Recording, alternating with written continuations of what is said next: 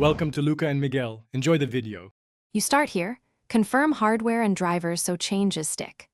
Open Device Manager and note the integrated and discrete GPU names.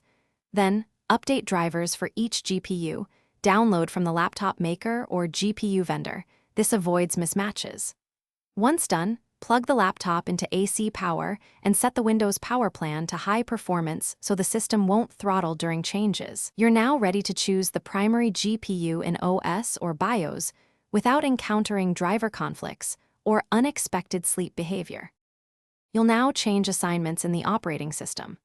Open Windows Settings, Display, then Graphics Settings to pick specific apps and assign high-performance, discrete, or power-saving integrated GPU. For NVIDIA cards, open NVIDIA Control Panel, manage 3D settings, and set the preferred graphics processor per program. For AMD, use Radeon settings, navigate to switchable graphics, and choose the profile you want. Make sure to restart the targeted app after changing settings so it picks the new GPU, and verify via Task Manager or GPU Utilities. Finally, if the OS level switch isn't enforced, reboot and open BIOS or UEFI. Look under Advanced, Video, or Chipset to set the primary GPU to discrete or integrated. Save and reboot. After restart, verify the active GPU with Task Manager or a monitoring tool. Run a graphics app to confirm performance.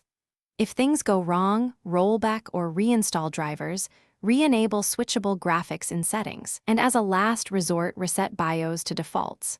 This troubleshooting step fixes most conflicts that prevent the Thanks for watching and please subscribe. It's the best investment you'll ever make.